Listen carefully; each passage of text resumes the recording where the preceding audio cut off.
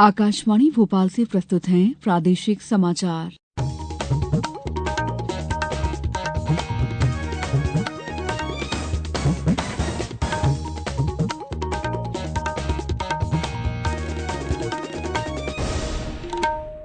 नमस्कार, समाचारों के साथ मैं दीपा सिंह।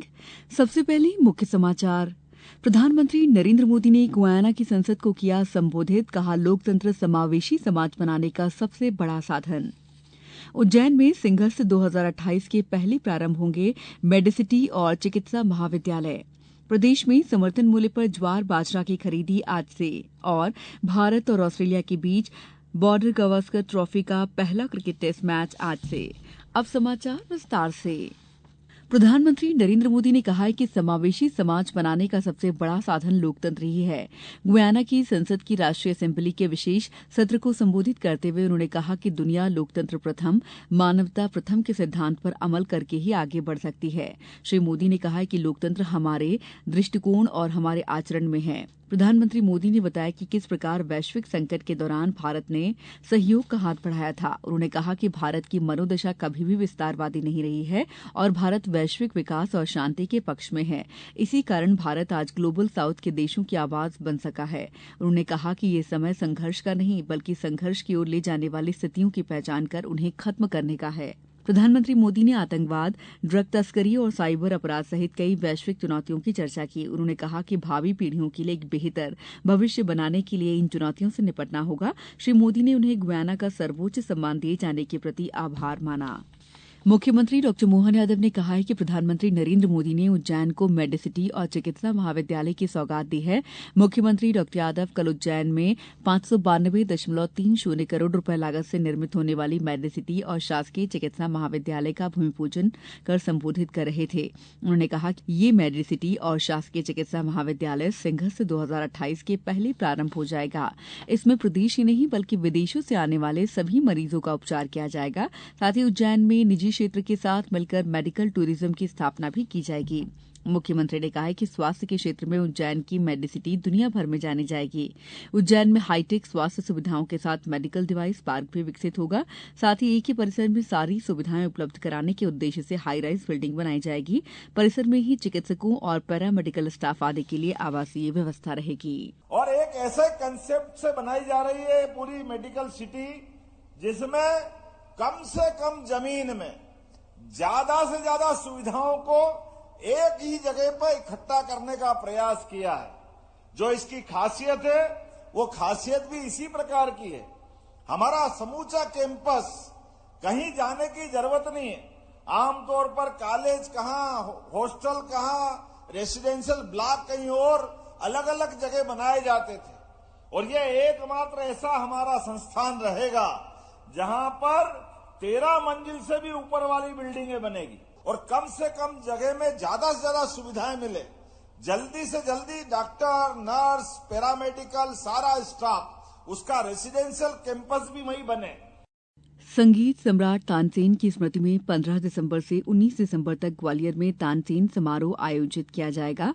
मुख्यमंत्री डॉ मोहन यादव 15 दिसंबर को ग्वालियर में समारोह का शुभारंभ करेंगे।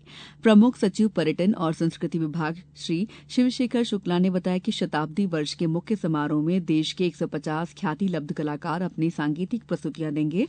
इसके अलावा विश्व संगीत कार्यक्रम के अंतर्गत 10 विदेशी कलाकार अपनी प्रस्तुतियां देंगे। साथ ही 550 से अधिक दुर्लभ वाद्य यंत्रों का प्रदर्शन एक प्रमुख आकर्षण होगा। ये प्रदर्शनी तानसेन समाधि परिसर में लगाई जाएगी। गौरतलब है कि तानसेन समारोह ग्वालियर के पास ही बसे बेहट गांव में आयोजित किया जाता है। बेहट गांव संगीत सम्राट तानसेन का जन्म स्थान है। सदियों से बह रही झिलमिल नदी के किनारे होने वाला ये समारोह नदी में बहते पानी की आवाज का मधुर रस एक अनूठी आध्यात्मिक अनुभूति का एहसास कराता है। प्रसार भारती के अध्यक्ष नवनीत कुमार सहगल ने कहा है कि नया ओटीटी प्लेटफॉर्म शुरू करने का कारण केवल स्वस्थ प्रसारण सामग्री उपलब्ध कराना नहीं बल्कि समाज के सभी वर्गों के लिए उपयोगी कार्यक्रम का प्रसारण करना है। कल गोवा में भारत अंतर्राष्ट्रीय फिल्म महोत्सव के उद्घाटन समारोह के दौरान लोक प्रसारक प्रसार भारती के ओटीटी प्लेटफॉर्म वेव्स की शुरुआत के एक दिन बाद कल मीडिया को संबोधित करते हुए श्री सहगल ने कहा कि इस प्लेटफॉर्म से दूरदर्शन के सभी संग्रहित लोकप्रिय कार्यक्रमों का प्रसारण होगा। उन्होंने कहा कि क्षेत्रीय विरासतों पर निर्मित सांस्कृतिक कार्यक्रम भी इसमें शामिल किए गए हैं। प्रसार भारती के मुख्य कार्यकारी अधिकारी गौरव द्विवेदी ने कहा कि OTT प्लेटफॉर्म शुरू करने के पीछे अधिक से अधिक श्रोता दर्शकों तक पहुंचने की प्रेरणा रही है। उन्होंने कहा कि राष्ट्रीय प्रसारक के रूप में प्रसार भारती के OTT प्लेटफॉर्म का लक्ष्य देश की सभी भाषाओं और बोलियों में कार्यक्रम शामिल करना है। आरंभ में केवल 10 भाषाओं में कार्यक्रमों का प्रसारण होगा। समाचारों में वक्त है ब्रेक का। ये समाचार आप आकाशवाणी मध्य प्रदेश से सुन रहे हैं। ये समाचार बुलेटिन YouTube पर, Madhya Pradesh news All India Radio channel पर और फेसबुक साथ ही X प्लेटफॉर्म पर AIR न्यूज भोपाल पर सुने जा सकते हैं। इसके अलावा आप हमारी वेबसाइट newsonair.gov.in पर अथवा न्यूज ऑन AIR ऐप पर भी समाचार सुन सकते हैं। ब्रेक के बाद समाचारों में आपका एक बार फिर स्वागत है। प्रदेश में न्यूनतम समर्थन मूल्य पर ज्वार बाजरा की खरीदी आज से शुरू की जा रही है। खरीदी 20 दिसंबर तक की जाएगी। खाद्य नागरिक आपूर्ति और उपभोक्ता संरक्षण मंत्री गोविंद सिंह राजपूत ने बताया कि ज्वार माल डंडी का 3421 रुपए, ज्वार हाइब्रिड का 3371 रुपए और बाजरा का समर्थन मूल्य 2625 रुपए निर्धारित है। उन्होंने बताया कि उपार्जन प्रत्येक सप्ताह के सोमवार से शुक्रवार तक होगा। श्री राजपूत ने किसानों से आग्रह किया है कि निर्धारित समय पर उपार्जन केंद्रों पर पहुंचकर ज्वार और बाजरा की बिक्री करें। गौरतलब है कि बाजरा के लिए 9854 और ज्वार के लिए 5933 किसानों ने पंजीयन कराया है। समर्थन मूल्य पर ज्वार और बाजरा की खरीदी के बाद भुगतान किसान पंजीयन के दौरान आधार नंबर से लिंक बैंक खाते में किया जाएगा। दिल्ली स्थित भारत मंडपम में चल रहे 43वें अंतर्राष्ट्रीय व्यापार मेले में मध्यप्रदेश मंडप आकर्षण का केंद्र बना हुआ है। मंडप में मेले की थीम विकसित भारत 2047 के अनुरूप प्राचीन सांस्कृतिक और कलात्मक धरोहर के साथ तेजी से विकसित होते मध्यप्रदेश के रूप को प्रदर्शित किया गया है। मंडप में प्रदेश के विकास और समृद्धि के डिजिटल निरूपण के साथ ही प्रदेश के पर्यटन, गंतव्य, जनजातीय और लोक कला तथा स्थापत्य कला को मनमोहक तरीके से प्रदर्शित किया गया है। इसमें प्रवेश करते ही ग्राम आधारित विकास के 4 स्तंभ दर्शाए गए हैं। इनमें युवा शक्ति, नारी शक्ति, गरीब कल्याण और किसान कल्याण मिशन प्रदर्शित किए गए हैं। ये स्तंभ आगंतुकों, विशेषकर युवाओं और बच्चों को काफी आकर्षित कर रहे हैं।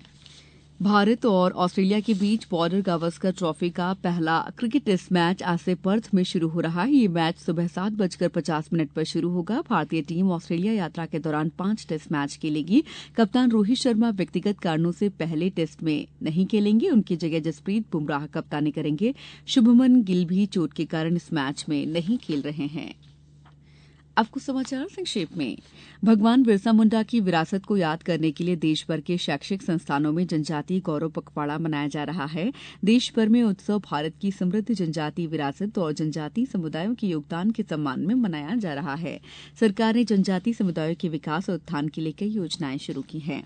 मुख्यमंत्री डॉ मोहन यादव आज कलेक्टर कमिश्नर से वीडियो कॉन्फ्रेंसिंग के जरिए विभिन्न बिंदुओं पर चर्चा करेंगे।